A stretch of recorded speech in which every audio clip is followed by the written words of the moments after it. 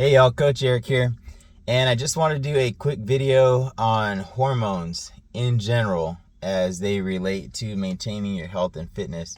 And the reason why I want to do a video on hormones in particular is because there's so many different avenues that people can and do go down when we're talking about hormones and fitness. So the other day I had made a post talking about two products, one of them called Ozempic and one of them called Wegovy.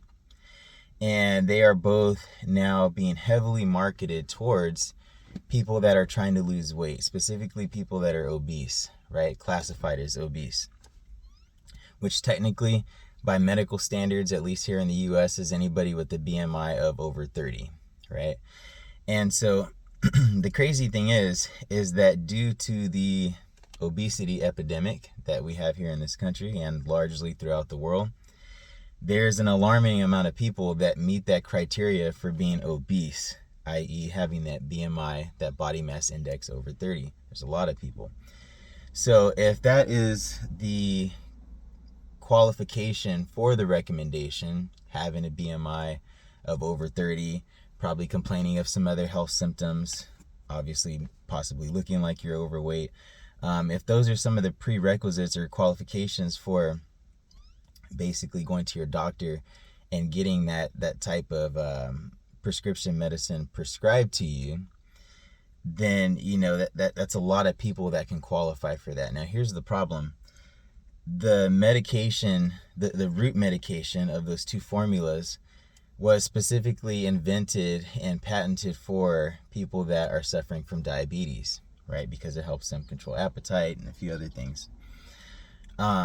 So with the rampant rise in people seeking out this prescription for basically combating their weight issues, many of which, for many of them, was at least partially, if not totally, in their control.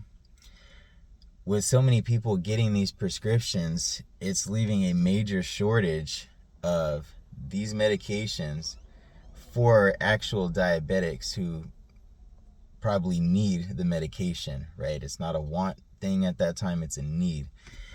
And so I'm seeing all kinds of stories all over the internet, and it's sad because as a fitness consultant, as a longtime coach, I work with a lot of people and have worked with a lot of people who either had or have diabetes, you know what I mean? And although I'm a firm believer, and there's a lot of research to support this, that you could reverse or even cure some types of diabetes with exercise, and that's how I approach a lot of those scenarios. There are some circumstances where they need all the help that they can get, right? And if these medications not being available to them because people that are overweight and just refuse to try to use other avenues that are possibly going to be more strenuous or be more work, essentially, it sucks for them. It's sad, you know what I mean? It's sad for those diabetics who can't access this medication or who have to be on a waiting list, as if things weren't already hard enough, right? And so, although it's, I guess, a positive thing that there are multiple ways out there for people to lose weight that they need to ditch.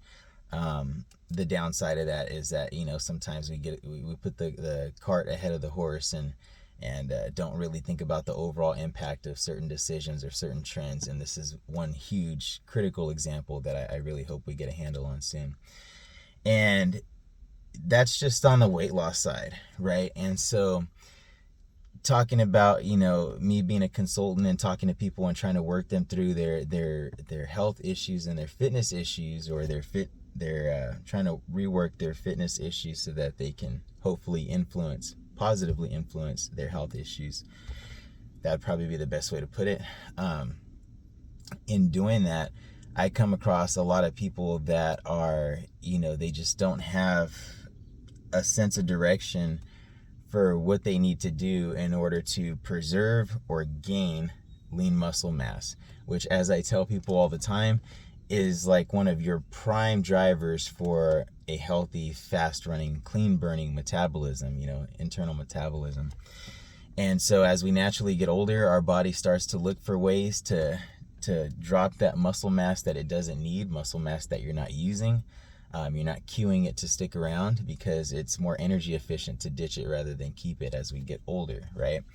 And so if you're not actively trying to combat that, you're already behind the power curve. But if you're in a situation where you're just stuck and you feel like you're having low energy, you're losing or at least not gaining muscle mass, you're not really doing what you want to do with your fat mass, I encourage you to seek out all the natural remedies that you can, or the natural chase those natural factors and try to nail those down one by one before you go, talking to the doctor and letting them put you on hormone replacement therapy or any type of hormonal therapy. And I say that with a bit of an asterisk next to it, but I say that largely because, a lot of times it's just really hard to build that continuity with your provider or with whoever could be injecting you with this stuff.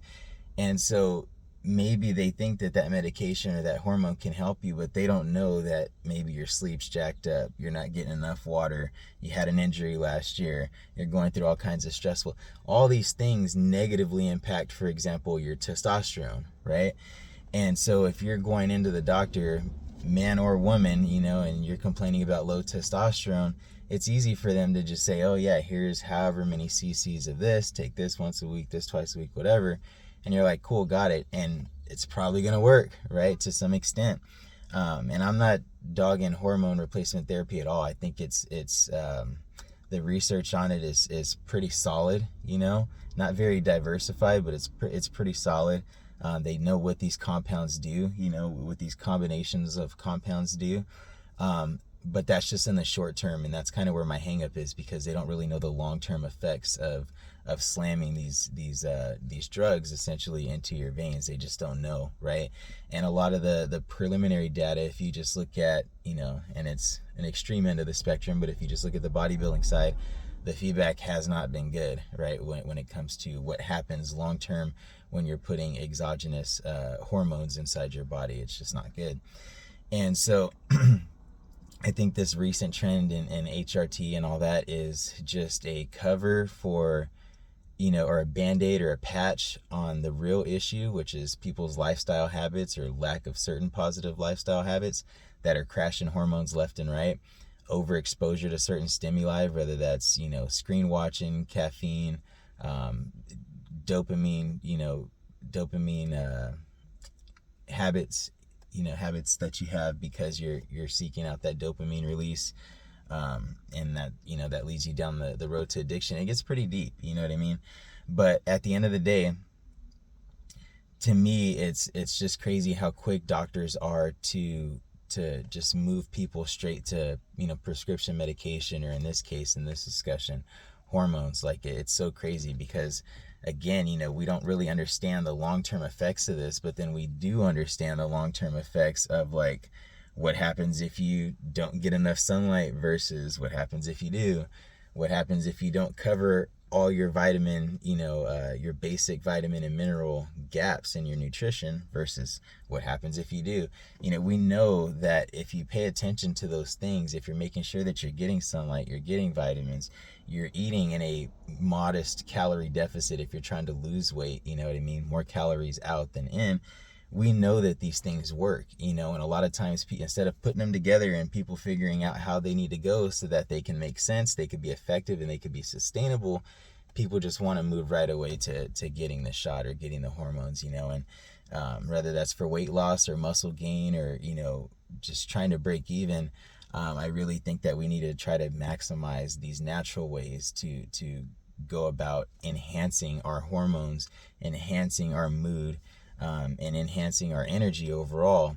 We need to really max out these ways and really understand them at, like, the deepest level possible, to our attention and ability level, before we go start injecting things, again, whether that's for weight loss or muscle gain. And so nothing against the weight loss hormones. It's just I really wish people look at the bigger picture as it impacts people like diabetics, and nothing against the TRT market at all. Again, I've worked with people, I know people who have done it. It works great. It's really, really, really effective. It gives certain people a second lease on life, I would say.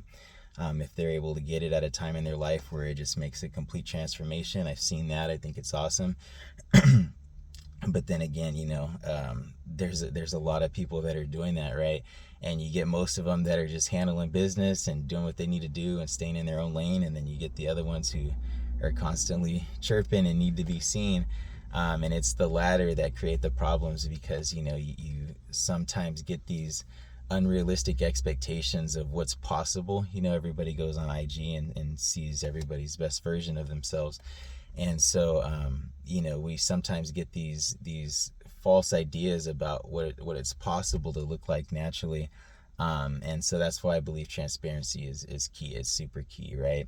And although, it's 2023 now, so although I'm somebody that is very big on the whole natural remedies, natural practices, all that stuff now, I've been in that seat. I've been that person who tried the pro hormones, who tried the SARMs, pretty much anything that wasn't injectable, you know what I mean? So if it was a pill form anabolic and promised that you were going to gain some size or some type of power, or some type of shred up benefit or something like that, I could probably tell you a lot about it, because I probably tried it, and I probably tried it more than once, right? And so, looking back on it, it was definitely a learning experience, because in addition to all the trials and tribulations that you have along the way, you realize that, well, hopefully you come to realize that all of that was literally a result of letting the ego do the driving. If we're talking about steering wheels, letting the ego do the driving on your journey of life, right? Because trying to seek out those ways, all the help you can muster to look a certain way or to perform a certain way, like, what are you really trying to do? Who are you really trying to impress, right? And so coming to realize that portion of my life, and I'm just speaking for myself, I can speak for anybody else, but coming to realize that portion of my life was just a clear-cut example of, like, somebody else was doing the driving than I thought on my journey. Not only was it a humbling experience, but it's what continues to drive me day to day, week to week, month to month, and now year to year, in my quest to just do things as naturally as possible now, quote unquote, right? And so, whether that's my fasting lifestyle that I adopted almost 5 years ago, where I'm fasting multiple times a week, vast majority of the day, occasional extended fasts of multiple days. That was like the biggest game changer for me, I would say. But also my rediscovery and my rekindling of love for running, which was absent for like almost a decade, has also been transformational. You know what I mean? And not just for my body, but for my mind. And so for me to look and feel and know now at 36 going on 37, just more physically capable, better versatility, and just more ability to endure, better endurance at a much older age now than I was back in my 20s, with that additional help that I just described. Knowing that I could run circles around my former self, with how I am now and how I think and perform now. Not only is that a super humbling realization, but it's a very empowering one at the same time, because it just lets me know that, like, if I can do it, anybody could do it, right? And I know that sounds cliche, but again, anybody that's known me for longer than a couple years can clearly remember when I hated running, and you couldn't catch me dead on the track, you know what I mean? And times have changed. Let's put it that way. And so again, it's all thanks to a shift in perspective, and that shift in perspective can come for anyone and from anyone from any angle, right? So again, to sum this all up, if you're out there and you're currently on a hormone replacement or treatment pathway, if it's working for you, great, keep it up. Make sure it's a sustainable practice, and make sure that you're lining up everything else in your life to support that positive balance of your hormones, and just keep grinding like it, it's great. And if it's not working for you, then you might need to seek a second opinion, because like I said, some doctors are just really quick to push that button, and it might not be what the individual patient needs. And in fact, in a lot of cases, it might make it worse, right? And if you're somebody who's just on the other side of the fence where you haven't dabbled with it at all, whether it's for muscle gain or weight loss or some combination of the two, just weigh your options, do your research, talk to people who have been there, done that. And above all, like I said, several times previously, make sure that you're nailing down each one of those natural things first. Make sure you're getting enough water. Make sure you're getting enough sleep. Make sure you're getting enough deep sleep. Make sure you're getting enough protein. Make sure you're getting enough exercise. Make sure you're getting enough sunlight. Make sure you're getting enough human interaction, because again, mood and being able to share energy, share ideas, share inspiration, that's hugely impactful on our overall health. And so just doing all those things, that was 6 things off the top of my head, but just doing all those things and a few more as your basics, is going to get you a lot of bang for your buck. So thanks for listening. I hope you guys got something out of this. If you guys have any questions, comments, or any future topics that you would like me to chat about, just leave me a comment, shoot me a DM. And other than that, I'll talk to you guys soon. Coach out.